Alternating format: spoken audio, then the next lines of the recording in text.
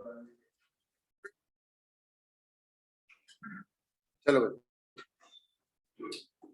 भाई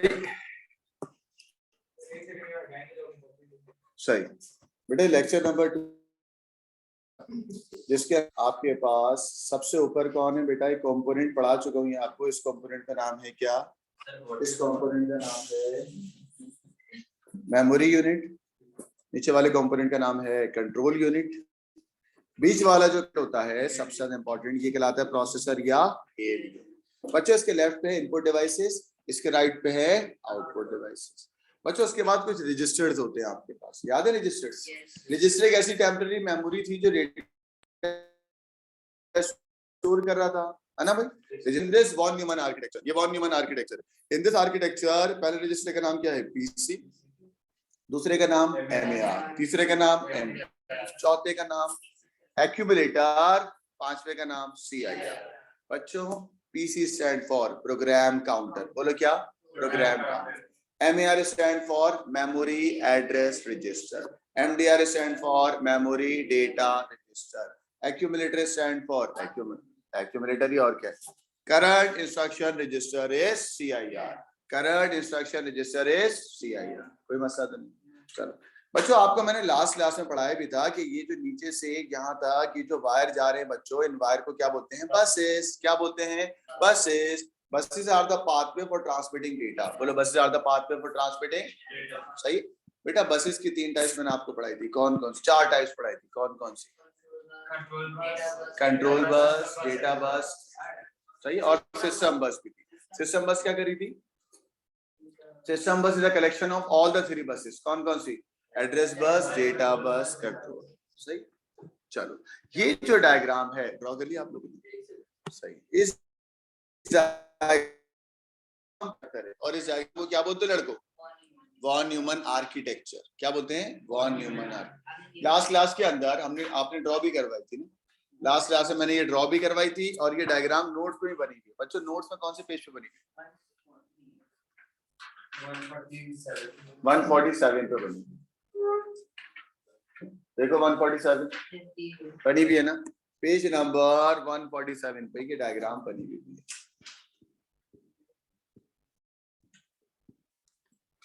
चलो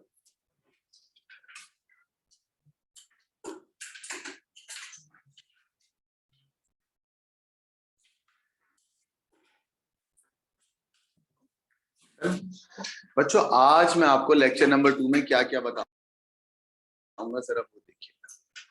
मैंने आपको कंपोनेंट्स पढ़ा दिए थे बेटा, ये वाले। हाँ, रजिस्टर पढ़ा दिए थे। रजिस्टर नहीं पढ़ाया आपको मैंने। एमएआर, एमडीआर, पीसी, इनकी डेफिनेशन पढ़ाई थी बच्चों। कितनी दफा खोलूं ये वाला?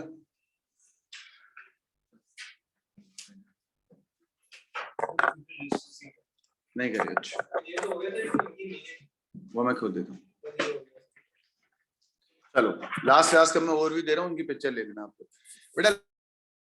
लास्ट क्लास के अंदर मैंने इन बच्चों को पढ़ाया कि भाई ये आपको मैंने बताया। सबसे पहले इनको बताया मैंने कि भाई वॉन न्यूमन आर्किटेक्चर करता क्या है। हाँ, यहाँ से स्टार्ट हुआ था। सही।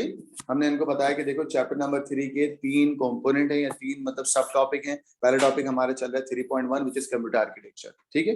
कंप्यूटर आर्किटेक्चर के बाद हमारा दूसरा होगा इनपुट आउटपुट डिवाइसेस, फिर होगा स्टोरेज डिवाइसेस, फिर क्या होगा बेटा? Network hardware. आज मैं आपको बेटा कंप्यूटर आर्किटेक्चर खत्म करा दूंगा। चलें, कंप्यूटर आर्किटेक्चर में मैंने इनको बताया था कि भाई जॉन वॉन न्यूमन ने पहली मर्तबा टेम्परेरी डेटा को स्टोर कराने के लिए परमानेंट में एक आइडिया प्रेजेंट करा था, वो था स्टोर्ड प्रोग्राम कॉन्सेप्ट। ये हम पढ़ चुके हैं लास्ट क्लास में। ये कैसे होता है वो देख लेना। फिर हमने वॉन न्यूमन की ये डायग्राम आपको अभी ड्रॉ करवाई। ये वही डायग्राम है, देखो। सही है। इसमें वॉन न्यूमन ने एक आइडिया प्रेजेंट करा, उस आइडिया का नाम था स्टोर्ड प्रोग्राम कॉन्सेप्ट। सही है। और इसके अंदर सारी की सारी एक्यूमुलेटर, पीसी, एमआईआर और ये सारी चीजें मैंने इनको बताई 146 पे। फिर बच्चों मैंने इनको बताया कि किस तरीके से डेटा ट्रैवल होगा, और ट्रैवल करने को हम बोलते थे बसेस, है ना? बसेस के बारे में बताया था बच्चों लास्ट क्लास में, pathway for transmitting data and instruction. फिर मैंने कहा कि सिस्टम बस जो होती है उसमें 3 बसेस आती है। कौन कौन सी? एड्रेस बस, डेटा बस और कंट्रोल बस। एड्रेस बस और डेटा बस और कंट्रोल बस के बारे में भी लास्ट क्लास में पढ़ा दिया था, तो अभी नहीं पढ़ा रहा। फिर मैंने इनको सिर्फ इतना बताया कि भाई रजिस्टर्स आपके पास ये होते हैं। कौन कौन से? एमएआर, एमडीआर, पीसी, सीआईआर और एक्यूमुलेटर। फिर मैंने इनको बताया कि इस वॉन न्यूमन आर्किटेक्चर में 4 मेन कंपोनेंट हैं। एक है बेटा अर्थमेटिक एंड लॉजिक यूनिट, दूसरा है कंट्रोल यूनिट, तीसरा है मेमोरी यूनिट और चौथा है IAS। IAS stand for immediate access store. क्या है बेटा? इमीडिएट। फिर बच्चों मैंने इनको ये शॉर्ट प्रोग्राम कॉन्सेप्ट की पिक्चर बना के दिखाई थी। इसकी पिक्चर ले लो, इसकी पिक्चर ले लो। ये शॉर्ट प्रोग्राम कॉन्सेप्ट के बारे में है, सही है। इसके रिकॉर्डिंग दे दूंगा लास्ट में आप लोग। आओ बच्चों, मैंने बसेस के बारे में इनको बता दिया था। हाँ भेज दूंगा बेटा। ये मैंने लास्ट क्लास में इनको बसेस के बारे में बताया, ठीक है। आफ्टर क्लास इसकी पिक्चर दे दूंगा आपको, नजर नहीं आ रहा होगा। हाँ वहां देखिएगा, सही है। आ जाओ बच्चों। बेटा मैंने आपको रजिस्टर्स पढ़ाया या नहीं पढ़ाया? सही है। मैंने सारे कंपोनेंट ये वाली करवा दी थी लास्ट क्लास में। हाँ पेज नंबर 150 कर लिया था हमने लास्ट क्लास में, शाबाश। ये भी कर लिया था 154, नहीं कर, ठीक है ठीक। आओ बच्चों, बेटा हम आपके पास 5 रजिस्टर पढ़ाने जा रहे हैं आपको। आज का टॉपिक है मेरा 5 रजिस्टर होते हैं आपके पास। कौन कौन से रजिस्टर हैं बच्चों? पहले रजिस्टर का नाम क्या है?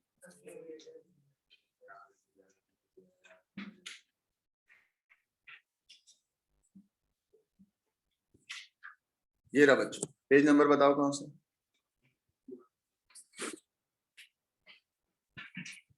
पेज नंबर 151 ना। चलो बच्चों, पेज नंबर 151 पे आपके पास एक रजिस्टर है। बच्चों रजिस्टर होता है क्या है? रजिस्टर एक टेम्पररी मेमोरी है जो डेटा को स्टोर करेगा but during processing. Definition highlight करो इसकी। Registers are used to store temporary data and instruction during processing. Registers are used to store temporary data and instruction during processing. Registers are used to store temporary data. Registers are used to store data and instruction during processing. Registers are used to temporarily hold data and instruction during processing.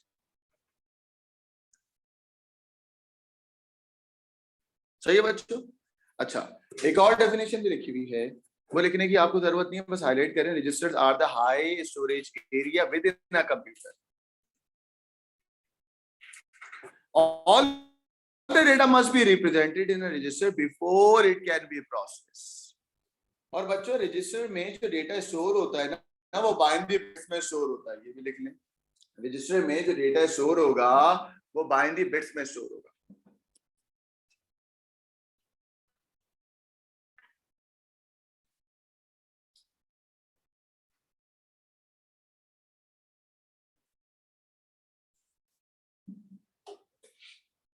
चलो बच्चों, last class में आपको याद है, आपके पास memory के अंदर 2 component आते थे, यानी कि मेमोरी यूनिट में 2 चीजें थी। एक था आपका एड्रेस पार्ट, सही, और एक था आपका डेटा पार्ट। याद आया? एड्रेस पार्ट कौन से रजिस्टर में जा रहा था बेटा? MAR में। डेटा पार्ट किस में जा रहा था? MDR में। सही है ना? अगर मैं आपको यहाँ पर कहता हूँ कि 101 है और यहाँ पर 111 है, ठीक है ना, तो बच्चों ये वाली चीज हमेशा किस में जाती है? MAR में, और ये 111 किस में जाएगा? MDR। याद आ गया? सही है। तो MAR एक ऐसा रजिस्टर होता है जो एड्रेस पार्ट को होल्ड करता है, और MDR एक ऐसा रजिस्टर होगा जो कौन से पार्ट को होल्ड करेगा? डेटा। आओ डेफिनेशन देख लो, लिखिए। MAR is a memory address register जो स्टोर करता है इंस्ट्रक्शन। क्या इंस्ट्रक्शन करेगा बेटा? Address of the instruction to be process. Store the address of the instruction to be processed. Store the address of the instruction to be processed. चलो, MDR क्या करेगा? Store the data to be processed. दोनों को टिक कर लो, underline करो। लड़कों ALU क्या करेगा?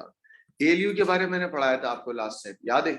ALU stand for arithmetic and logic unit। बच्चों ALU stand for arithmetic and logic। ALU stand for arithmetic. Arithmetic का मतलब होता है ऐड और सब्ट्रैक्ट करना ना, तो ये देखें, इसको हाईलाइट करें। ALU allow arithmetic operation like add और सब्ट्रैक्ट।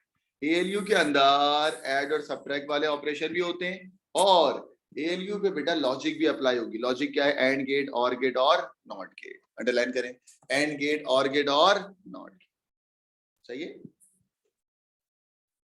बच्चों? ALU पे जो रजिस्टर था, ALU पे जो रजिस्टर था, उस रजिस्टर का नाम क्या था? एक्यूमुलेटर। और एक्यूमुलेटर का काम होता है कैलकुलेशन परफॉर्म करना। तो ये वाला पॉइंट में अंडरलाइन करें, it is used to carry out calculation on data. It is used to carry out calculation on data. ALU पे कैलकुलेशन भी परफॉर्म हो गया। करंट इंस्ट्रक्शन रजिस्टर, इंस्ट्रक्शंस जो करंटली प्रोसेस होंगी वो किस में जाएगी? CIR में। करंट इंस्ट्रक्शन रजिस्टर की डेफिनेशन क्या है? अच्छा, करंट इंस्ट्रक्शन रजिस्टर से पहले मैं PC खा गया। हाँ आ जाओ बेटा। PC का काम क्या है? लड़को मेरी तरफ देखे, PC का काम क्या है? मेरी तरफ देखे। मेरा असिस्टेंट जो है वो क्या करता है? गेट पे हाँ बैठा रहता है। बैठने के साथ साथ एक और भी तो काम है ना उसका, ट्रैक करता है कौन सा बच्चा आया, कौन सा बच्चा नहीं आया। जो एब्सेंट होता है उनको कॉल कर देता है, अदरवाइज वो बच्चों को ट्रैक करता है, फीसेस चेक कर रहा होता है। तो बच्चों PC भी यही है।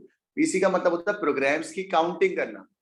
सही है, लेकिन हम अंग्रेजी में ये नहीं लिखेंगे प्रोग्राम्स की काउंटिंग करना, हम बोलेंगे हर प्रोग्राम्स को ट्रैक करना कि जो प्रोग्राम आ रहा है वो सही इंस्ट्रक्शन पे जा रहा है या नहीं जा रहा। तो डेफिनेशन देखो क्या लिखी हुई है PC की बेटा। Program counter is used to keep the track of address of the next instruction to be fetched. सही है? चलो, CIR का मतलब क्या है? टेम्पररी स्टोर करेगा उस इंस्ट्रक्शन को जो अभी तुम्हें प्रोसेस करनी है या हो रही होगी। हो रही होगी। Very good. चलो, एक्यूमुलेटर क्या करेगा?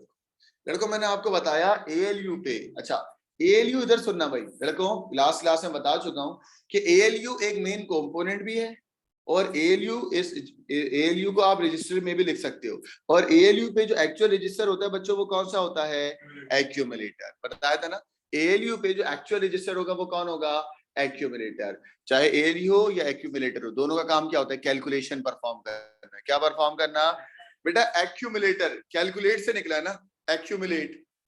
तो हमने यहाँ पहला पॉइंट अंडरलाइन करो, the ALU uses a resistor called accumulator. 10 दफा बता चुका हूं आपको। हाँ, उसके बाद लिखा हुआ है accumulator hold data temporary that is currently being used in a calculation. यानी कि चीजों को कैलकुलेट कराना और कैलकुलेशन परफॉर्म कराना किसका काम है बेटा? एक्यूमुलेटर का। सही है लड़कों? तो ये सारे रजिस्टर्स की डेफिनेशन आपको याद होनी चाहिए, 6 रजिस्टर की definition.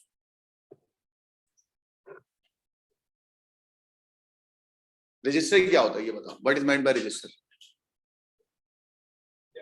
Temporary memory used to store hold data during processing. Register में अंदर क्या आता है? रजिस्टर के अंदर डेटा कौन सा आता है?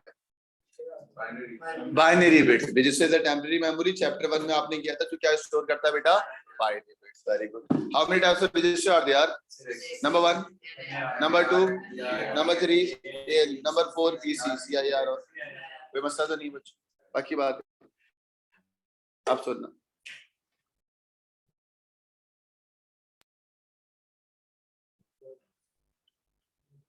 बच्चों ये वाली डायग्राम जरा ओवरव्यू कराते हुए आगे चलूं ताकि आप लोगों को समझ आ जाए।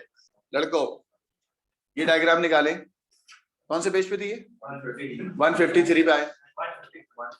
150 150। लड़कों फौरन से आ जाओ बेटा। इस डायग्राम के अंदर आपके पास मेमोरी यूनिट है। मेमोरी यूनिट पे 2 आपके पास कंपोनेंट होते हैं, एड्रेस पार्ट और डेटा पार्ट। सही है, फौरन से आ जाएं। कोई ओवरव्यू करवाता हूँ बेटा। इसके अंदर आपके पास ये वाली चीज, सवाल में एग्जामिनर ने बोला इस एड्रेस को रीड करो। हम इस एड्रेस पे गए, एड्रेस उठाया, MAR में रख दिया। एड्रेस उठाया, MAR में रख दिया। इस एड्रेस पे जो डेटा होगा वो डेटा उठाया, MDR में रख दिया। सिंपल है ना? एड्रेस उठाएंगे किस में रखेंगे? MAR में। डेटा उठाएंगे किस में रखेंगे? MDR में।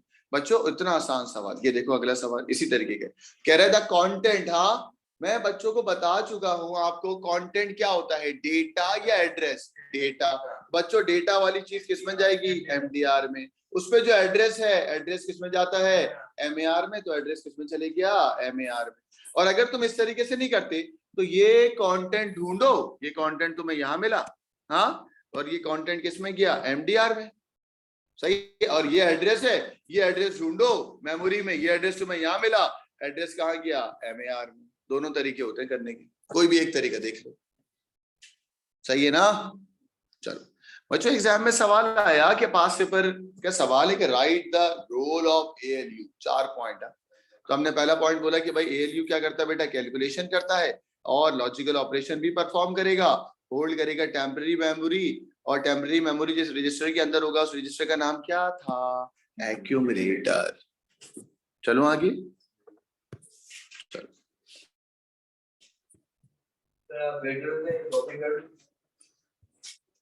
क्या कॉपी करने पता है, ये हाँ एएलयू कॉपी करने, बड़ा इंपॉर्टेंट ये सर, एक्यूमुलेटर एएलयू के अंदर होता है। हाँ, एएलयू के अंदर जो रजिस्टर होता है, एएलयू में जो रजिस्टर होता है उसका नाम होता है एक्यूमुलेटर। एएलयू कॉपी करें लास्ट, लड़की आप भी करो एएलयू, पास पेपर में आ चुके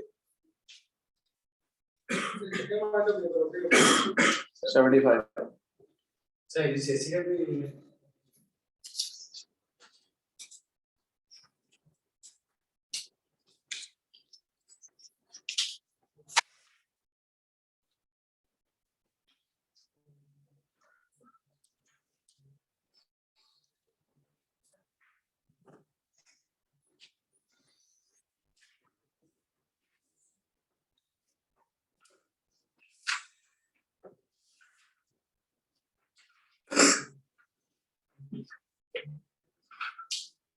चलो बच्चे बता दूं, चलो लड़को, अब आपके पास एक साइकिल होता है, उसका नाम होता है फेच एग्जीक्यूट साइकिल।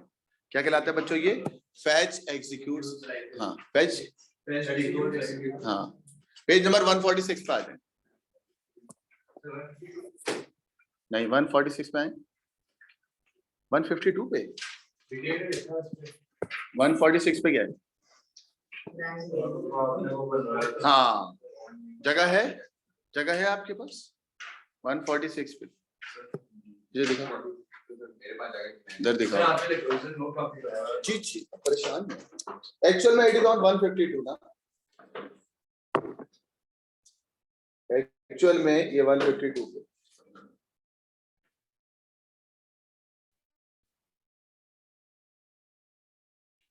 तो बच्चों आप 152 ही करते हैं, चलिए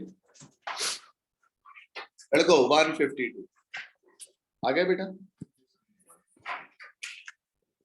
अच्छा 152 पे 152 फेच एग्जीक्यूट साइकिल, हेडिंग डाल दें बेटा नीचे, fetch execute cycle, fetch execute cycle. बच्चों किस तरीके से वॉन न्यूमन आर्किटेक्चर में डेटा और इंस्ट्रक्शन घूमेगी पूरी की पूरी, हाँ, तो इस साइकिल को हम बोलते हैं फेच एग्जीक्यूट साइकिल। क्या बोलते हैं बच्चों, फेच एग्जीक्यूट साइकिल। बच्चों फेच एग्जीक्यूट साइकिल के 3 स्टेज होते हैं, कौन कौन से बेटा, फेच डिकोड एग्जीक्यूट, देखो मेरे साथ, फेच एग्जीक्यूट साइकिल के stage number 1 fetch, stage number 2 decode, stage number 3 execute.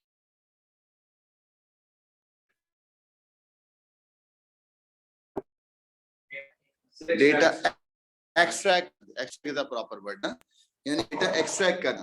तो बच्चों फेच के आगे लिख भी लो कि भाई 3 स्टेज जो होते हैं ना, मतलब एक्चुअल में होता है एक्सट्रैक्टिंग डेटा ना, डिकोड का मतलब क्या होता है, ट्रांसलेट, वेरी गुड, एग्जीक्यूट का मतलब रन, करवाया है मैंने लास्ट में, देख रहा वही बोलूं, हर चीज कैसे पता है,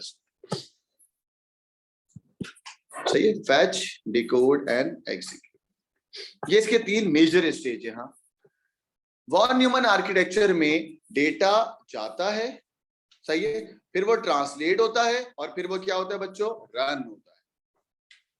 दोबारा सुनो, वॉन न्यूमन आर्किटेक्चर में पूरा फेच एग्जीक्यूट साइकिल जब रन होगा उसके ये 3 स्टेज है। फेच एग्जीक्यूट साइकिल का मतलब है पूरे प्रोसेस का नाम, तो उसके पहला प्रोसेस क्या, डेटा जाएगा और फिर वापसी निकालेंगे हम, अच्छा फिर वो ट्रांसलेट होगा यानी कि डिकोड होगा, एंड देन वो क्या होगा बेटा, एग्जीक्यूट होगा। गॉट इट, अब आ जाओ बच्चों, चलो आगे। बच्चों 7 स्टेप होते हैं फेच एग्जीक्यूट साइकिल के। एज इट इज लिखिए पेज नंबर 52 के नीचे, एज इट इज लिखिएगा। हाँ, नंबर 1 पहला स्टेप होता है पीसी, लिखा 153 पे लिखा, ठीक है ठीक। चलो अब इस डायग्राम को समझाता हूं आपको। हाँ ठीक है, 7 स्टेप को समझाता हूं, सारे बच्चे मेरे साथ रहेंगे। ये कॉपी कर लिए तो फिर मैं आगे चलूं।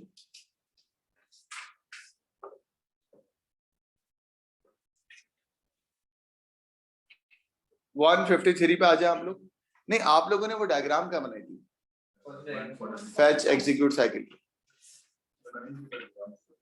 145 पे बनाइए, तो आप लोग 145 पे आएंगे, फिर वापसी लेके आऊंगा यहाँ पर। 145 पे आ जाओ रोमान। 145 आ गए, डायग्राम बनी हुई। चलो मुझे दिखाएं, डायग्राम बनी हुई है, शाबाश। 145 पे आ गए सारे बच्चे, डायग्राम बनी हुई है वॉन न्यूमन आर्किटेक्चर।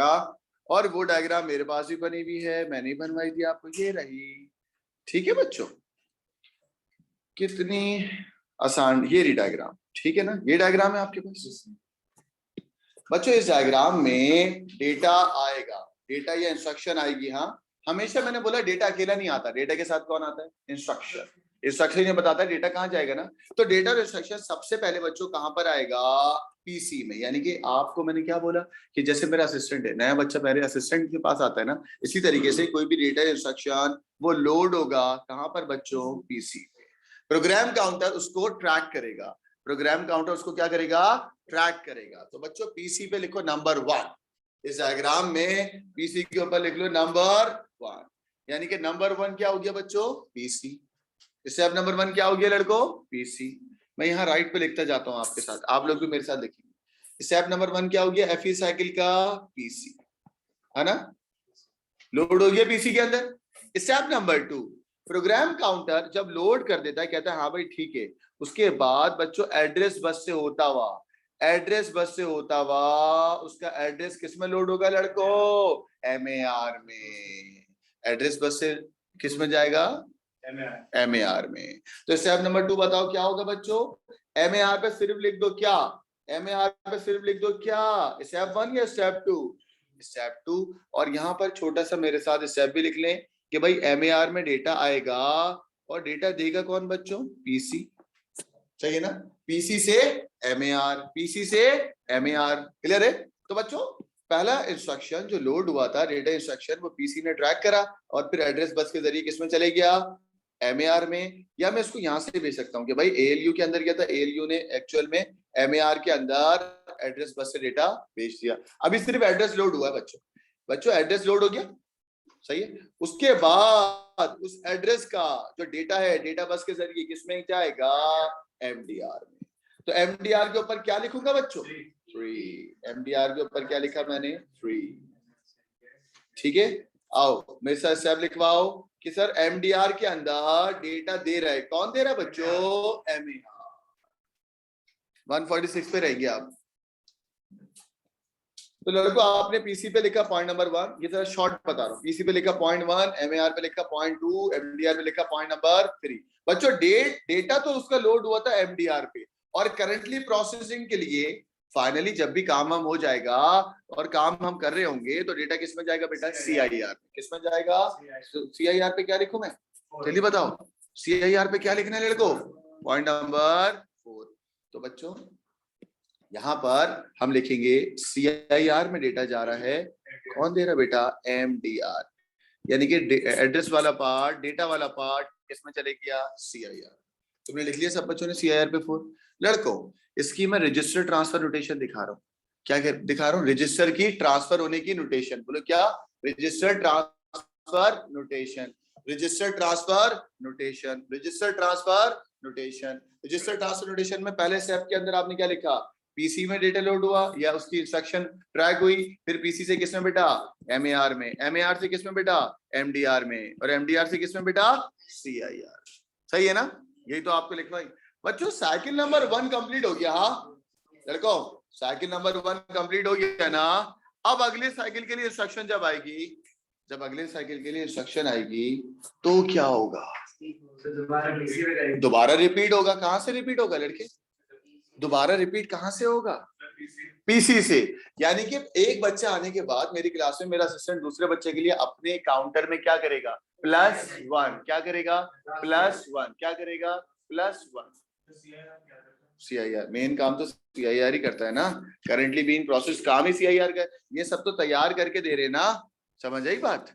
चलो अब आ जाओ बच्चों, अगले इंस्ट्रक्शन आ रही है लड़कों। अगली इंस्ट्रक्शन के लिए स्टेप कौन सा होगा? 5। स्टेप 5 को यहाँ लिखो, और स्टेप 5 पे क्या होगा? PC +1। नेक्स्ट साइकिल है ना, तो भाई PC +1, यानी कि PC ने अपने काउंटर में इंक्रीमेंट बाय 1 कर लिया for the next cycle. PC ने अपने काउंटर में इंक्रीमेंट बाय क्या कर लिया? 1। और मैं इस बात को यहाँ पे लिखूंगा भी। हाँ आप लोग लिख रहे हैं यहाँ पर राइट साइड पे लिख रहे हैं? लिखो step number 5 PC +1। Step number 5 PC +1।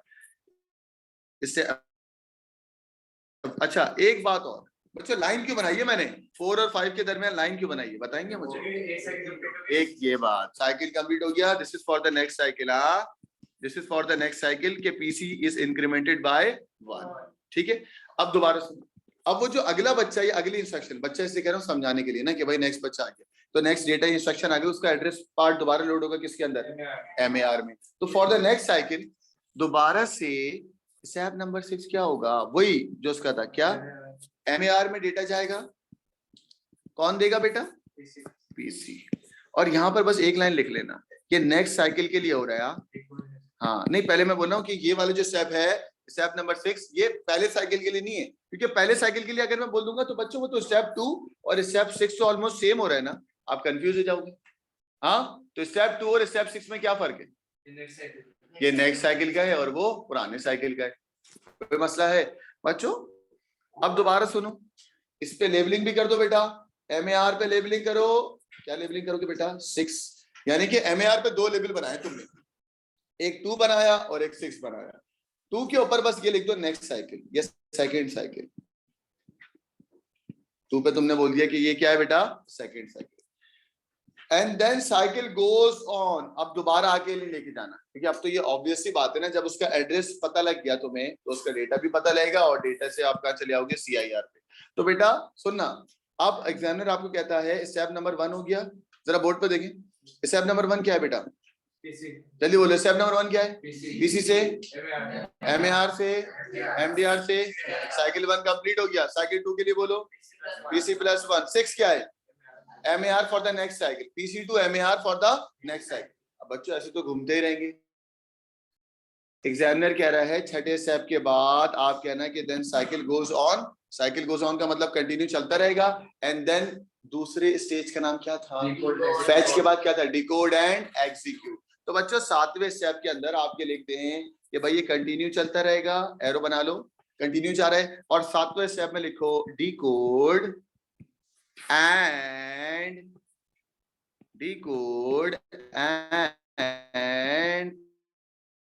execute, decode and execute।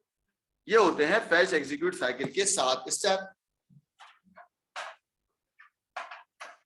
अब हम जाएंगे पेज नंबर 152 पे, जहां पर इसकी प्रॉपर अंग्रेजी लिखी हुई है। 153। अब आपको वो समझ आएगा, आप लोग कह रहे थे ना पहले समझ आएगा, पहले नहीं अब समझ आएगा आपको।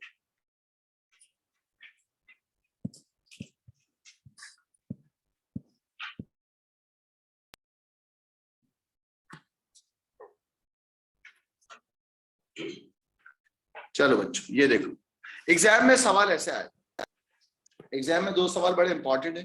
पहले सवाल का नाम है कि भाई मेन स्टेजेस बताइए, और फिर इंस्ट्रक्शन जो गोस थ्रू होगा किसके बेटा? CPU के। तो हमने कहा कि सर पहले स्टेज का नाम ये आया एग्जाम में।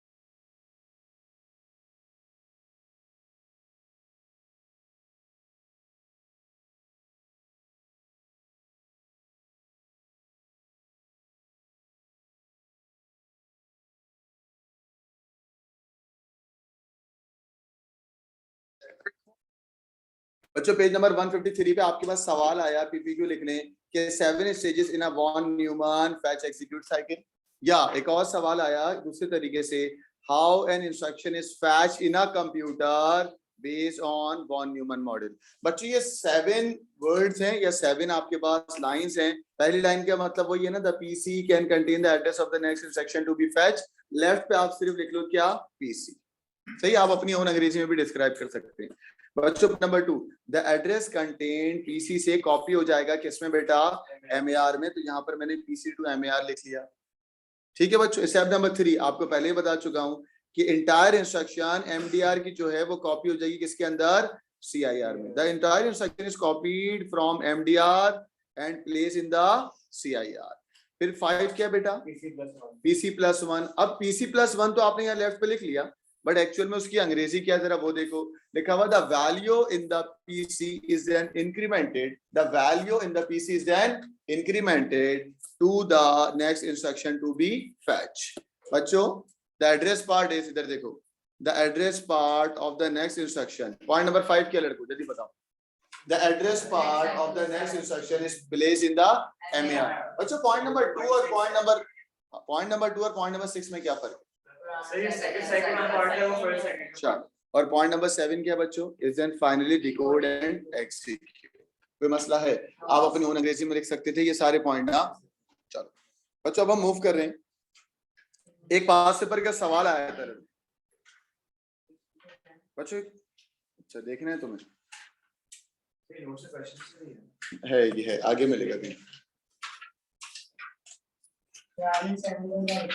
7 पे क्या लिखा है बेटा, कुछ भी नहीं है 7 पे। Finally decode and execute. हाँ चलो बच्चों जरा जरा पास पेपर में सवाल आया आपके नोट्स में, पता नहीं है नहीं है, जरा आराम से देखिए। नहीं है ये लिख आए मेरे साथ, जरा ये लिख लेना, लिख ले, पास पेपर के अंदर है ये। एग्जाम में सवाल आया था जिसमें यहाँ पर ना ब्लैंक्स थी, मैंने वो ब्लैंक्स को अंडरलाइन कर दिया। ब्लैंक्स क्या लिखा हुआ है, the central processing unit fetch the data. Blank IT क्या बेटा, fetch the data and instruction needed and store them in, बेटा किसमें, आईएएस। अच्छा बात ये आईएएस क्यों, इस वजह से क्योंकि आगे वर्ड क्या लिखा हुआ है, वेट। वेट के लिए क्या आएगा बच्चों, आईएएस। क्या आएगा लड़कों, आईएएस स्टैंड फॉर इमीडिएट। बच्चों सबसे पहले डेटा फैच होगा और वेट होने के लिए डेटा स्टोर होगा कहां पर, आईएएस में। आईएएस के बाद पीसी क्या करता है बच्चों, स्टोर करता है address of the next instruction, store करेगा एड्रेस ऑफ द नेक्स्ट, और फिर पीसी से डेटा फाइनली किसमें जाता है बेटा, डेटा नहीं, उसका एड्रेस किसमें लोड होगा, एमएआर में, और फिर एमएआर से एड्रेस फाइनली डेटा किसमें जाएगा, एमडीआर।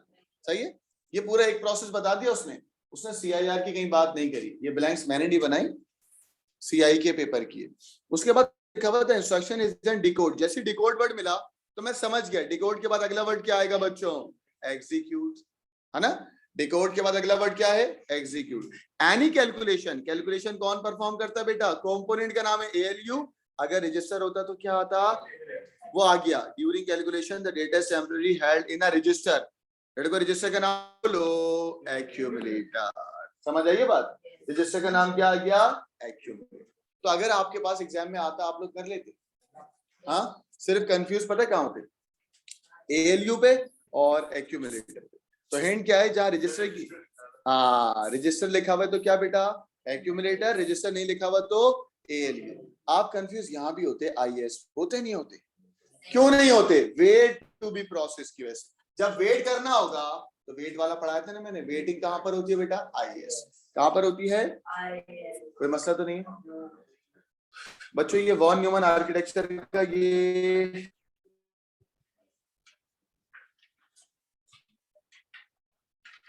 बच्चों ये वाला पास पेपर का सवाल एग्जाम में आया। I am recording the class.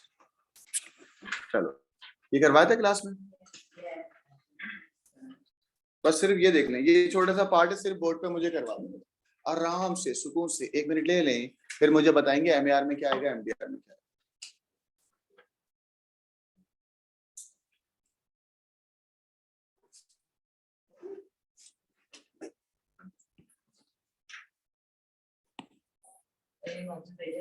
ये नहीं है आपके पास, जी जी नहीं, अभी रुक, अब बताओ।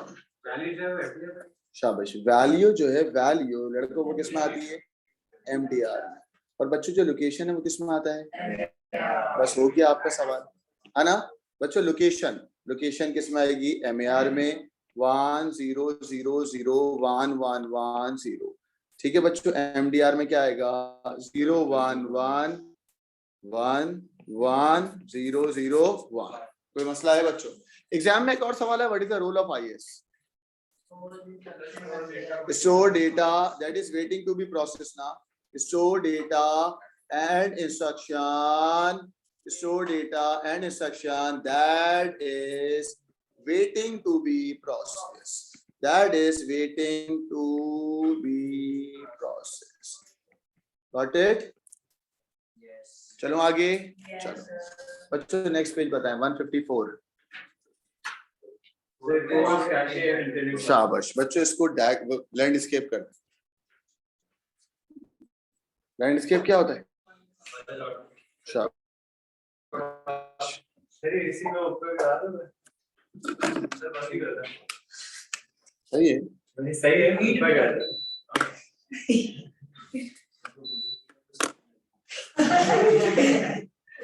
बच्चों ये आ गया 154। हाँ, इसको मैं पहले पढ़ाऊंगा। आप लोग कॉपी नहीं करेंगे ताकि मैं पहले पढ़ा दूं फिर देख लूं। 154 पे लिखा हुआ वो कौन से फैक्टर है जिससे सीपीयू की परफॉर्मेंस बेटर होगी?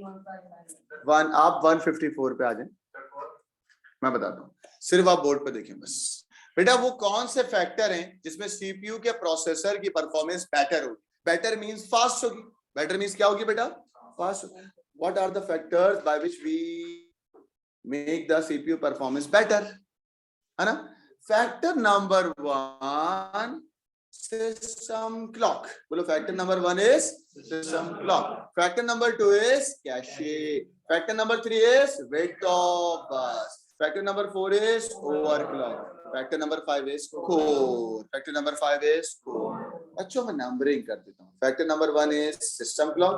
Factor number 2 is cache, width of data bus, overclock, and factor number 5 is core. बच्चों 1 by 1 समझना है आपको। हाँ 1 by 1 समझना है आपको। हाँ ठीक है। और 1 by 1 आप लिखते भी रहेंगे। जो मैं समझा दूं वो वाली फैक्टर आप लिख लीजिएगा। अच्छा अगर आपको लैंडस्केप में नहीं लिखना तो आप बेटा जो जैसे आपकी बुक है वर्टिकल में हेडिंग डाल के लिख लीजिएगा। बस इतना लिखवाऊंगा, देखते रहेगा। बच्चों सबसे पहले सिस्टम क्लॉक क्या होता है जरा देखिए। पहला फैक्टर जिसमें सिस्टम क्लॉक क्या होता है? System clock is a clock cycle जो सिंक्रोनाइज होगा सारी कंप्यूटर एक्टिविटीज से, यानी कि कंप्यूटर एक्टिविटीज जितनी भी हो रही होंगी उन सबको सिंक करा हुआ होता है। बच्चों what is meant by sync? Order wise ना, तरतीब दे के। हाँ पता होगा उसको कि कौन सी चीज कहां पर आ रही है। तो बच्चों डेफिनेशन लिखो सिस्टम क्लॉक की। System clock is a clock cycle जो सिंक्रोनाइज होगा ऑल कंप्यूटर एक्टिविटीज। बच्चों पेज नंबर 154 पे प्रिंटेड भी है। 155 पे मर्जी आपकी, अगर आपको यहाँ शॉर्ट में बनाने बनाओ, वरना वहां पे लिखी हुई वहीं से हाईलाइट कर दो।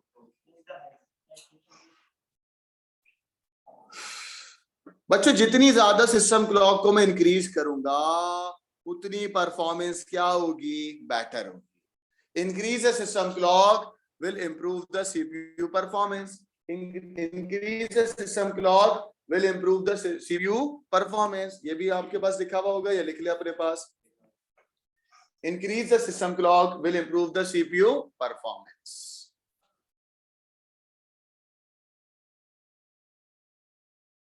सर आप इसकी स्क्रीनशॉट भेज सकते हैं? जी मैं भेज दूंगा, पूरी रिकॉर्डिंग भेज दूंगा, परेशान। चलो नेक्स्ट आ जाओ।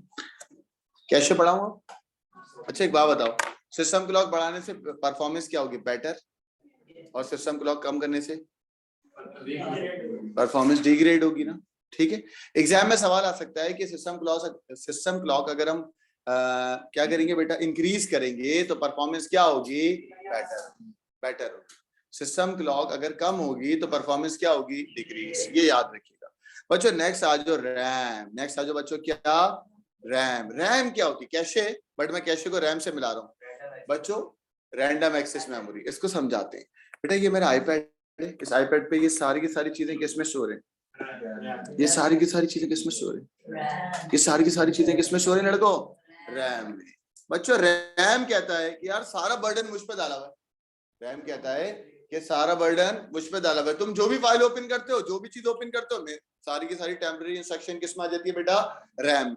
रैम को एक्सटेंड करने के लिए, रैम को एक्सटेंड या बढ़ाने के लिए हमने एक और मेमोरी लगा दी है, एक और मेमोरी बना ली। उस मेमोरी का नाम क्या है? कैशे। क्या नाम है? कैशे। कैशे में भी फ्रीक्वेंट यूज इंस्ट्रक्शन जाएगी। बच्चों what is meant bye frequently use instruction? जो तुम फौरन से ओपन करते हो। बच्चों ये आईपैड है मेरा, इस आईपैड में मैं कुछ भी ओपन करूंगा ना, ये मैंने ओपन करा कुछ भी, वो फ्रीक्वेंटली इंस्ट्रक्शन रैम में जाती है। रैम को एक्सटेंड करने के लिए हमने क्या बना दिया बेटा? कैशे। क्या बना दिया? कैशे। तो cache is a extension of RAM, या रैम को एक्सटेंड करने के लिए हमने एक और मेमोरी यूज करी विच इज कॉल्ड कैशे। और कैशे डेफिनेशन देखो बच्चों क्या है? फ्रीक्वेंटली यूज इंस्ट्रक्शन को स्टोर करेगा। कैशे भी टेम्पररी मेमोरी है। डेटा एक्सेस क्या हो रहा है इसकी वजह से? फास्टर हो रहा है। हाँ, डेटा एक्सेस भी इसकी वजह से क्या हो रहा है बेटा? फास्टर हो रहा है। बट एक बात बताना, मैं एक लैपटॉप लेता हूं, उसको बोलता हूं ए लैपटॉप, एक और लेता हूं उसको बोलता हूं बी लैपटॉप। ए लैपटॉप में कैशे मेमोरी का साइज कम है, बी लैपटॉप में कैशे मेमोरी का साइज ज्यादा है। तो बताओ कौन फास्ट होगा? बी वाला। क्यों? ज्यादा कैशे यानी कि उसमें काम फौरन हो रहा होगा ना, फ्रीक्वेंटली इंस्ट्रक्शन फास्ट एक्सेस कर रहा होगा। Got it? तो ये सारे पॉइंट लिखे हुए यहाँ पे कि भाई फ्रीक्वेंटली इंस्ट्रक्शन यूज है, कैशे जो टेम्पररी मेमोरी है। बच्चों what is meant bye temporary memory? When power off data loss. RAM में जब तक के पावर ऑन है, डेटा है, पावर ऑन ऑफ हो गया तो डेटा क्या हो गया? लॉस। कैशे भी होगा बेटा when power off data loss. Data access क्या होगा? फास्टर। और larger cache means CPU performance better. Larger cache means better performance. Larger cache means better performance. Larger cache means better performance. Small cache means CPU performance is decrease. सही है?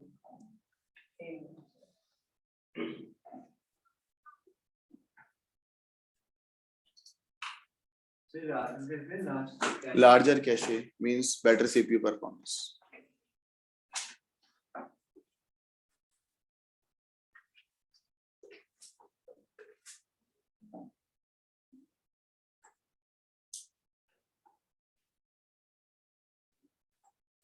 चलो आगे बच्चों।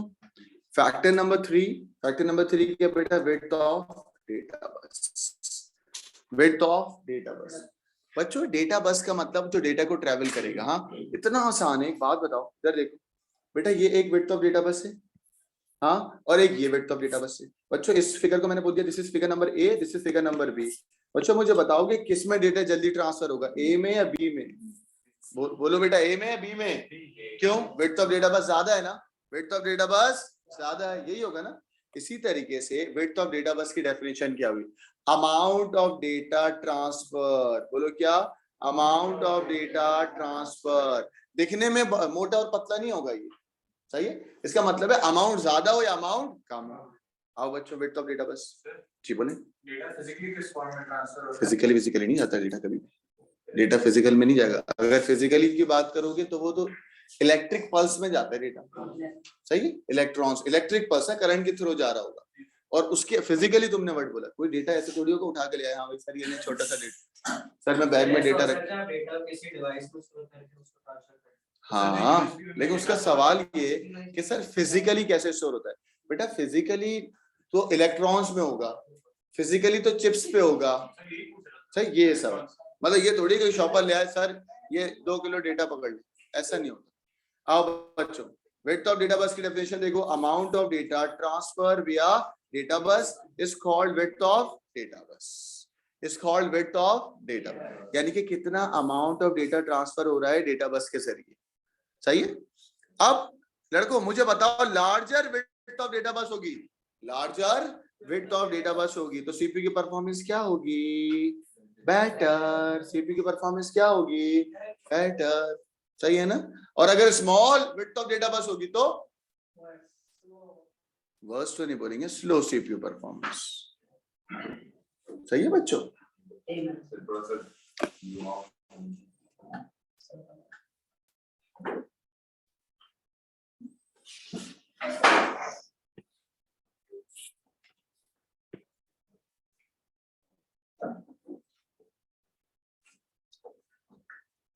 Sir हमसे separately ऐसे पूछ सकते हैं? हाँ हाँ पूछेगा बेटा, ये सेपरेटली पूछेगा आपसे।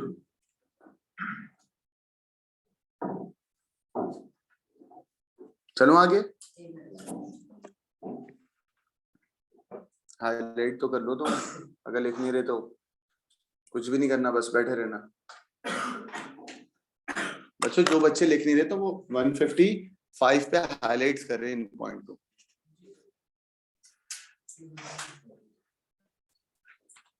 चलो आगे बच्चों,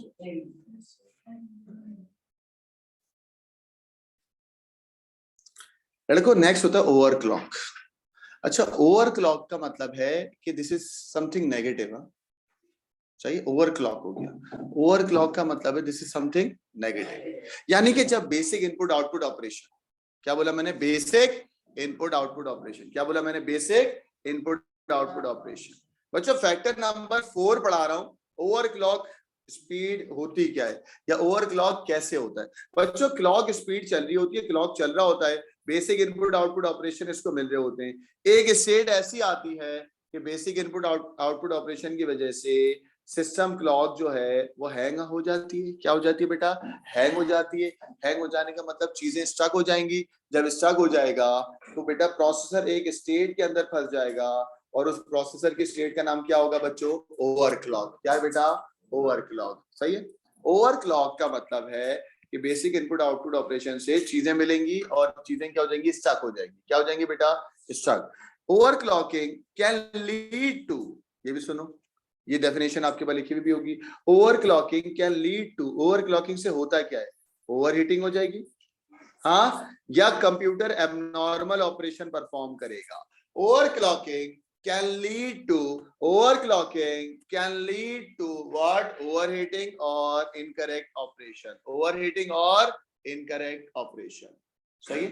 More overclocking means less CPU performance. ये कहाँ लिखा हुआ है, बुक कहाँ है सर? बायोस कैसे, क्या बुक नहीं करो ना, बायोस में क्या, बायोस, बायोस का मतलब क्या बता बेटा, basic input output operation. Sir उसका इससे क्या बेटा ओवरक्लॉकिंग प्रोड्यूस ही बेसिक इनपुट आउटपुट ऑपरेशन की वजह से होगी ना। ज्यादा आपने रिस्पॉन्सिव इनपुट आउटपुट दे दिया तो, हाईलाइट करें रोमान। जो जो पॉइंट मैंने लिखा है ना वो लिखे हुए तो उनको हाईलाइट्स करें।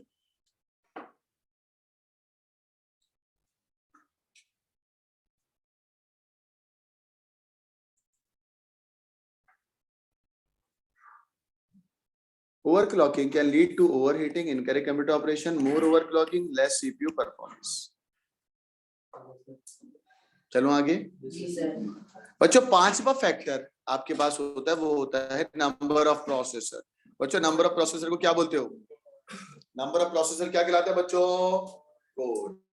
मैंने आपको पहला पढ़ा दिया, दूसरा फैक्टर पढ़ा दिया, तीसरा पढ़ा दिया, चौथा पढ़ा दिया, अब मैं क्या पढ़ाने जा रहा हूँ, पांचवा फैक्टर विच इज कोर। बच्चों आओ कोर के अंदर लिखे। बेटा कोर का मतलब एक प्रोसेसर होता है, और कोर कंटेन करता है तीन चीजें, arithmetic and logic unit, register and control unit. Arithmetic and logic unit, register और arithmetic and logic unit, register और कंट्रोल यूनिट। बच्चों डुअल कोर का मतलब क्या होता है, टू कोर। क्वाड कोर का मतलब, मोर कोर का मतलब सीपीयू की परफॉर्मेंस ज्यादा अच्छी होगी या कम होगी, बस ये लिखना है। साइमल्टेनियसली दो प्रोसेसर काम कर रहे हैं, तुम्हारे अंदर में दो प्रोसेसर लगा दूं तुम एकदम जबरदस्त हो जाओगे, फास्ट। 4 लगा दूं, कोर i9 लगा दूं,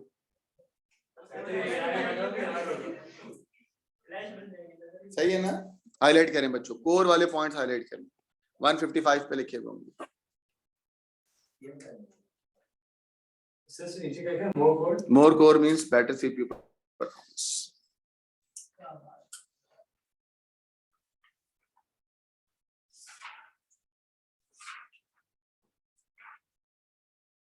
चलो बच्चों, बच्चों नेक्स्ट आ जाए पेज नंबर 158 पे, जल्दी से आ जाए। हाँ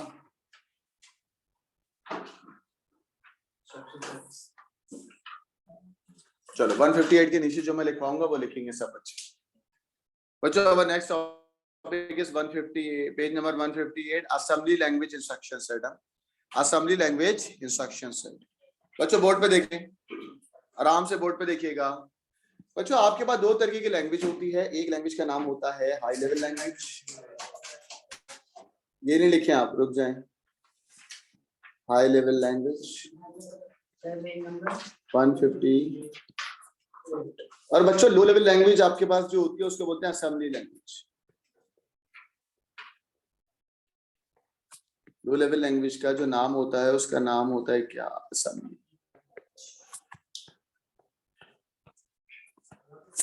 सही है बच्चों। हाई लेवल लैंग्वेज में आप लिखते थे इनपुट, और इनपुट के बाद आप लिखते थे एन। बच्चों इनपुट क्या होता था? कीवर्ड। इनपुट क्या था लड़कों? कीवर्ड। प्रिंट क्या था बेटा? कीवर्ड। बच्चों ये एन क्या है? शाबाश, वेरिएबल होगा। ये क्या होता था? वेरिएबल। याद आ गया? इसी तरीके से असेंबली लैंग्वेज के अंदर लड़कों, असेंबली लैंग्वेज में आपके पास लिखा हुआ होता है LDD। अब ये LDD का मतलब होता है एड्रेस को लोड करना। किसको लोड करना? एड्रेस को। क्या लोड करना बेटा? एड्रेस को। एड्रेस कहां से लोड करना? वो यहाँ लिखा होगा 101।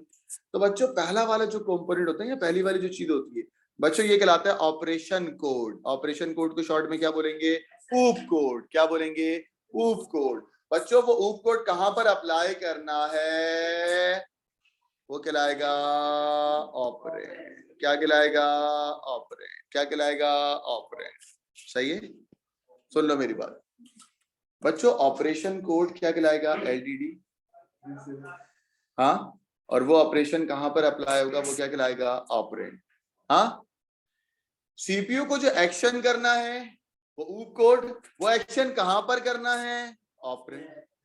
समझ आई बात? मैं कहता हूं कि भाई आप बैग उठा लें, तो बैग उठाना इज बैग पिक करना है, क्या होगा? ऊप कोड। कौन सा बैग पिक करना है? वो क्या होगा? ऑपरेंड। गॉट इट बच्चों? तो ये कहलाती है सीपीयू की इंस्ट्रक्शन सेट। क्या कहलाता है बेटा? सीपीयू का। आओ अब यहां पर ऐसे लिखिए, इधर देखो 158 के नीचे यही सब बातें बता रहा हूं। असेंबली लैंग्वेज एक इंस्ट्रक्शन सेट को फॉलो करता है। इंस्ट्रक्शन सेट में दो चीजें हैं, एक है ऊप कोड। ऊप कोड की डेफिनेशन क्या लिखी हुई है? Action the CPU will perform. और एक है बच्चों क्या? Operand. Memory where the action is perform. Copy करो ये पूरा।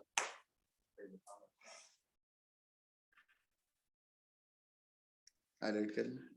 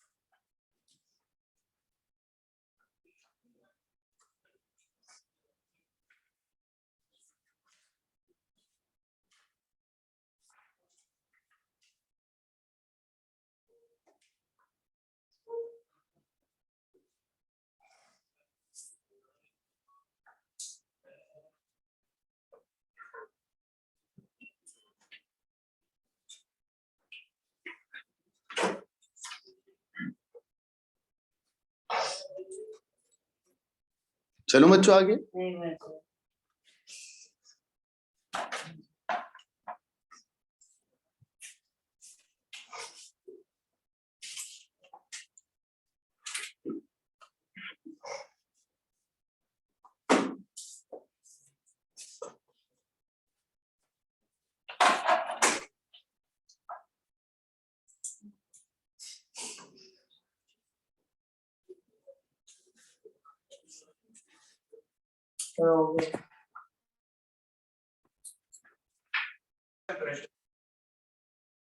चलो बच्चों, तो आपके पास एक और टॉपिक है, उसका नाम है एम्बेडेड सिस्टम। कौन से पेज पे लिखा हुआ है?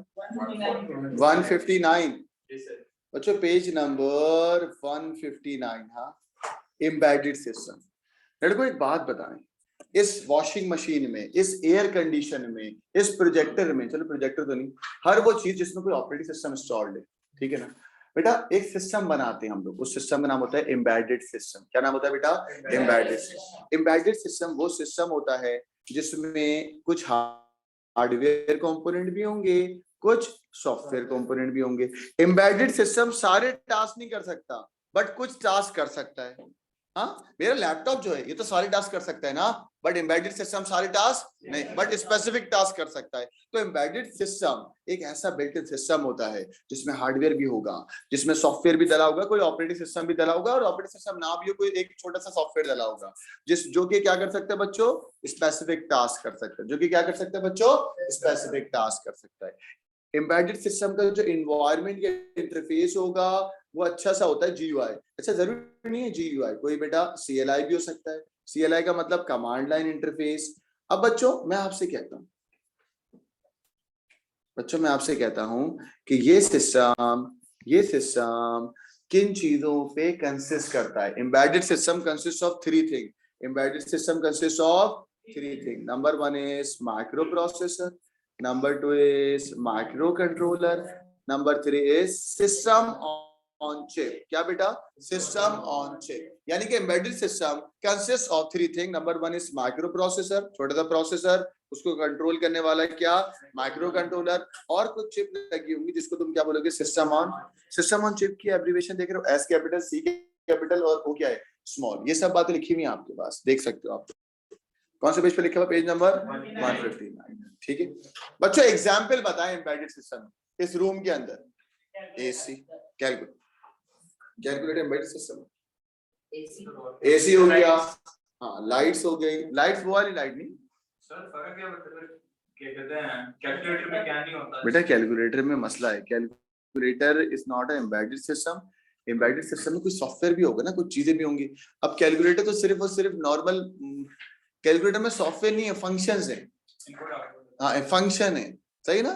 इसमें टेम्परेचर भी सेट होता है, ये कभी कूल के बजाय हीट भी करता है, सही। मल्टीपल फंक्शन होते हैं। इस ये चीज में समझा रहा हूँ। प्रोजेक्टर भी है। मोबाइल तो पूरी एक डिवाइस है ना बेटा। प्रोजेक्टर भी हो सकता है, लेकिन अच्छे वाले प्रोजेक्टर जिसमें अच्छे सॉफ्टवेयर हो, मल्टीपल फीचर हो, सही हो सकता है। नहीं, बात ये है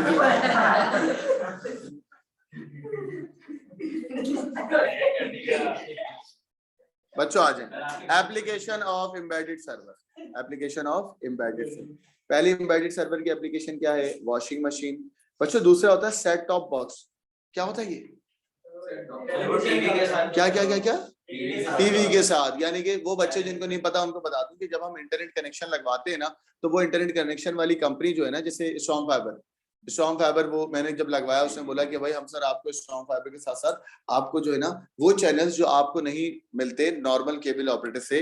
नॉर्मल केबल में तो बेटा 70 कुछ चैनल होते हैं।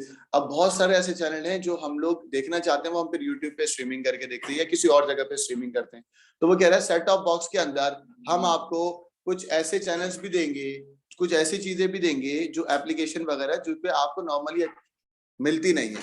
तो हमने कहा ठीक है। उसने कहा सर इसके चार्जेस होंगे। मैंने कहा क्यों चार्जेस? कह रहे सर ये डिवाइस हम आपको देंगे, हम इसके कनेक्शन करेंगे, तो वो जो डिवाइस होती है उसको क्या बोलते हो बच्चों?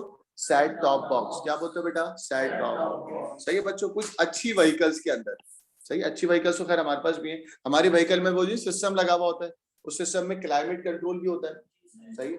अब मेहरान में नहीं होता, लेकिन बहुत सारी अच्छी, मैंने जब अच्छी व्हीकल ना भाई, क्लाइमेट कंट्रोल होता है और भी बहुत सारे फीचर होते हैं। रेडार होता है, सही है। हर व्हीकल में नहीं, बट व्हीकल में होता है। बच्चों सिक्योरिटी सिस्टम में होता है ना कि भाई कहीं पर अगर आपने लेट सपोज स्मोक कर दी, तो स्मोक डिटेक्टर ने डिटेक्ट कर लिया, एंड देन अलार्म बजना शुरू हो जाता है।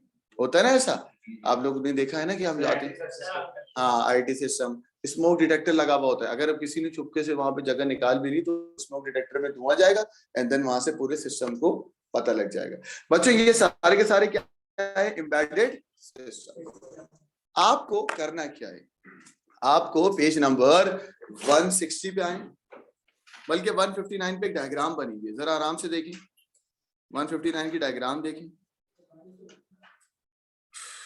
बच्चों, पेज नंबर 159 पे डायग्राम देखें। And then page number 160,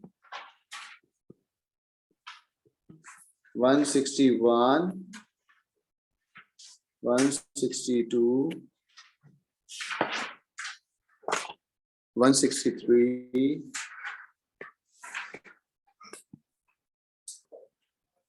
सही बच्चों, ये आराम से सब एम्बेडेड सिस्टम की डेफिनेशन है, बाकी सारी चीजें इसको आप लोग पढ़ के आइएगा।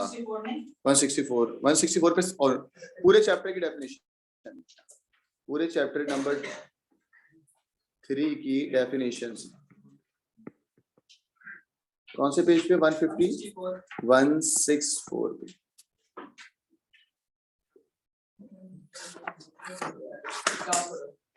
अब ये बच्चों